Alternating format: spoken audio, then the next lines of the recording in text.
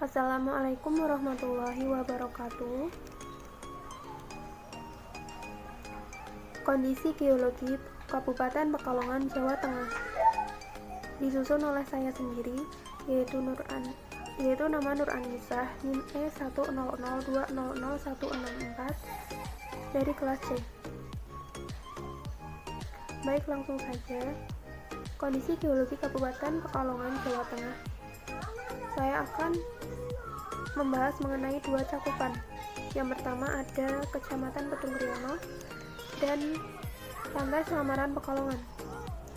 Dari kedua cakupan tersebut, saya akan menjelaskan bentuk-bentuk arsitek kerak bumi beserta geologinya, proses geologi yang terjadi di Kabupaten Pekalongan, khususnya di kedua wilayah yang akan saya bahas. Lalu yang terakhir, kondisi material penyusun kerak bumi.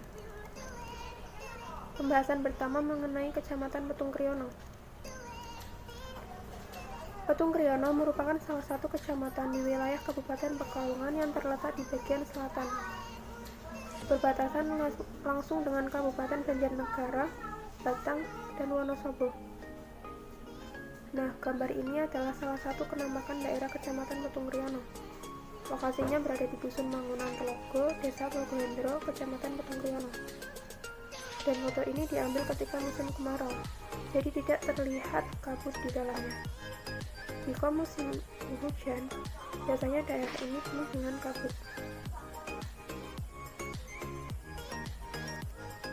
Petung Kriono merupakan surga yang tersembunyi di ujung selatan Pekalongan.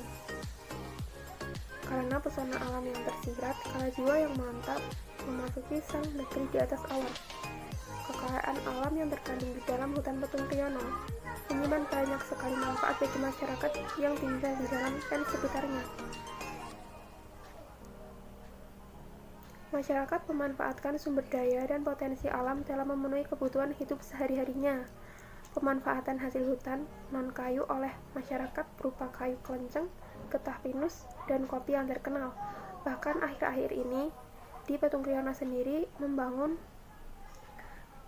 kafe asli dari kopi Petung Kriono-nya itu. Walaupun lokasinya itu jauh, hampir ke hutan-hutan, namun tempat itu menjadi ramai dan banyak sekali orang-orang yang berdatangan. Lanjut ke pembahasan yang pertama mengenai bentuk arsitek kerak bumi di Kecamatan Petung Kriono. Secara umum, fisiografi daerah ini adalah lembah dan bukit yang memiliki beberapa variasi kelerengan dari yang paling rendah hingga yang paling tinggi. Selain itu, daerah ini memiliki potensi wilayah geologis seperti Curug Muncar, Curug Bajing, dan Curug Lawai.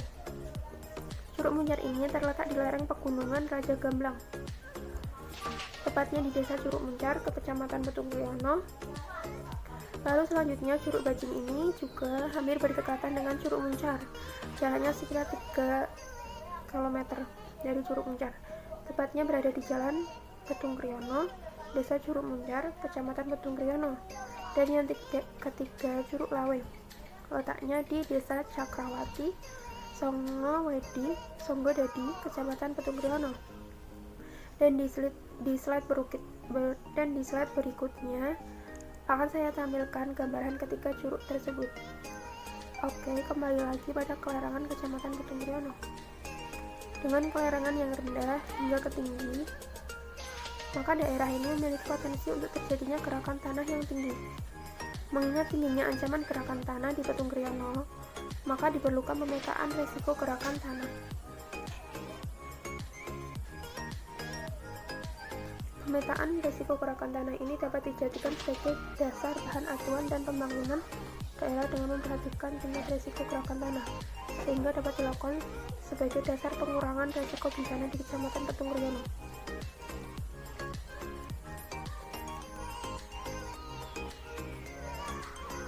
Dan ini gambarnya dari ketiga curug yang tadi saya sebutkan, Curug Muncar, Curug Bajing, dan Curug Lawai. Yang pertama ini, yang sebelah kiri di atas ini adalah Curug Muncar. Curug Muncar ini memiliki ketinggian 1249 meter di atas permukaan laut atau DPT. Selanjutnya, Curug Bajing. Curug Bajing ini memiliki ketinggian 75 meter. Dan yang ketiga, ini Curug Lawe. Curug Lawe ini memiliki ketinggian 100 meter. Dan dari gambar ketiga tersebut, saya cantumkan sumbernya karena ketiga gambar ini saya ambil dari Google. Selanjutnya, pembahasan yang selanjutnya yaitu proses geologi yang terjadi di Kecamatan Petung Kriono. Sebagian besar wilayah di Kecamatan Petung Kriono yang terletak pada zona risiko gerakan tanah yang tinggi 79,2 km persegi. Hal ini terjadi karena tingkat kapasitas masyarakat dalam menghadapi gerakan tanah masih rendah, sehingga daerah Petung Kriono ini sangat rentan terjadinya tanah longsor. Dan usaha mitigasi yang dapat dilakukannya yaitu dengan mitigasi bencana struktural dan non struktural. Bencana mitigasi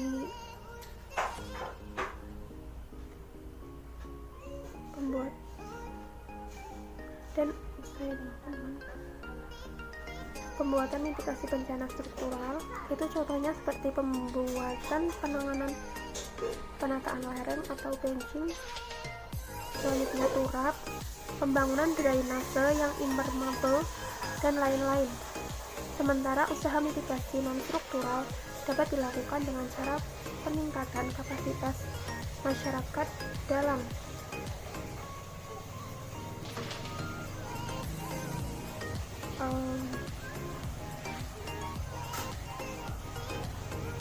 selanjutnya, kondisi material penyusun kerak bumi di Kecamatan Petung Kriono.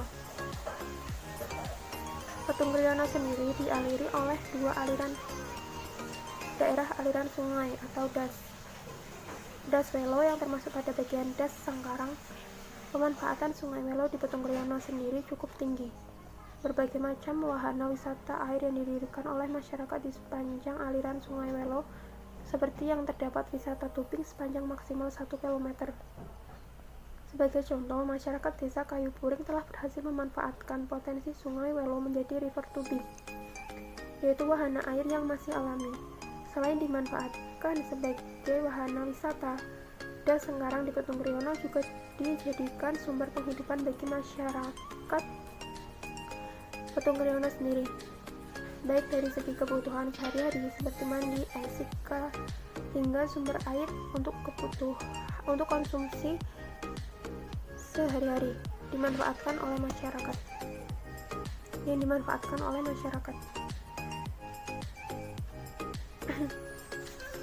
Fungsi air sebagai penyangga kehidupan tidak hanya bermanfaat bagi masyarakat saja, tetapi juga secara tidak langsung oleh ekosistem hutan Petung Kriono.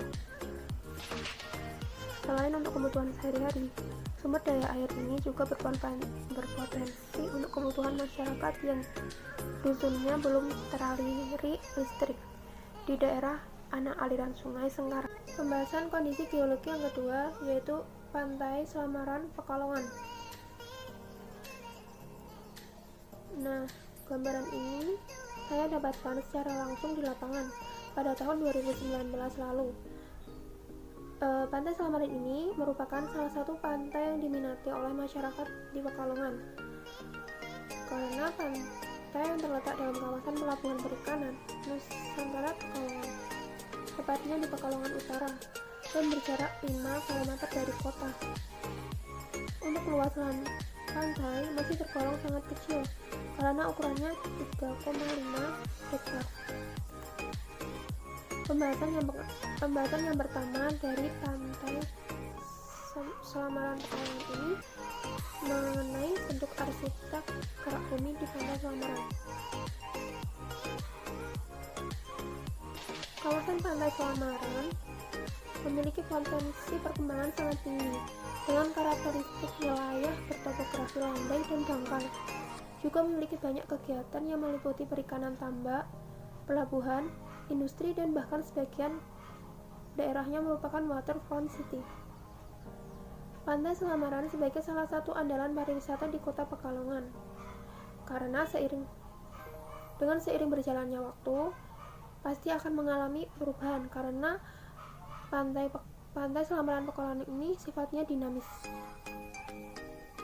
Perubahan fisik tersebut dapat berupa erosi dan sedimentasi. Akibat dari perubahan ini adalah menyebabkan kerusakan pantai serta dapat mempengaruhi bentuk morfologi pantai. Morfologi pantai di Pantai Selamaran memiliki satu jenis bentuk lahan asal, yaitu bentuk lahan asal marin. Dari bentuk lahan asal tersebut, kemudian didapat satuan bentuk lahan seperti laguna, phosphate, gosong pasir, gesir, dan dataran aluvial pantai. Kemiringan lereng di daerah Pantai Selamaran Pekalongan ini kurang dari 7%. Jenis sedimen yang didominasi adalah pasir dan pasir lanau. Sudut datang gelombang pecahnya adalah 24,20 sehingga dapat mengakibatkan longsor current dengan kecepatan 1,12 meter per sekon. Pembahasan yang kedua dari Pantai Selamaran ini yaitu proses geologi yang terjadi di Pantai Selamaran Pekalongan. Pantai Selamaran Pekalongan seringkali mengalami naiknya permukaan air laut yang diakibatkan oleh air laut yang pasang dan mengenai dataran. Hal tersebut merupakan permasalahan yang terjadi di daerah yang lebih rendah dari permukaan air laut, seperti di Pantai Selamaran ini. Keadaan tersebut mengakibatkan terjadinya banjirop di Pekalongan. Banjirop adalah banjir air laut atau naiknya permukaan air laut. Rop sendiri adalah banjir yang diakibatkan oleh air laut karena pasang surut yang mengenai daratan. Selanjutnya, ini saya cantumkan gambar mengenai banjirop Pekalongan. Ini gambarnya asli dari daerah Pekalongan sendiri, tepatnya di Pantai Pasir Kencana. Pantai Pasir Kencana itu sangat berdekatan dengan Pantai Selamaran. Nah, banjir tersebut terakhir kali terjadi pada tanggal 1 Juni 2020 lalu, mengakibatkan kisaran 7.000 warga terdampak dan 250 warga lainnya mengungsi. Terus pembahasan terakhir dari Pantai Selamaran ini mengenai kondisi material penyusun kerak bumi di Pantai Selamaran. Air laut di Pantai Selamaran berwarna keruh karena berasal dari air lindi TPA Pekalongan yang terletak tak jauh dari pantai. Air lindi langsung mengalir ke laut lantaran tidak melewati instalasi penggunaan air limbah atau IPAL yang telah disediakan. Untuk itu, kemudian pihak DLH atau Dewan Lingkungan Hidup dengan sangat terpaksa membangun saluran bipas di atas saluran IPAL. Oleh karenanya, air lindi dari TPA bercampur dengan air banjir langsung mengalir ke laut tanpa melalui IPAL dan menyebabkan air laut berwarna keruh.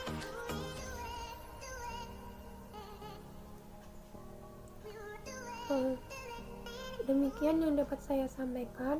Kurang lebihnya mohon maaf. Bila ada kesalahan itu datangnya dari saya sendiri, dan jika ada kebaikan pula itu datangnya dari Allah Subhanahu wa Ta'ala. Terima kasih. Wassalamualaikum warahmatullahi wabarakatuh.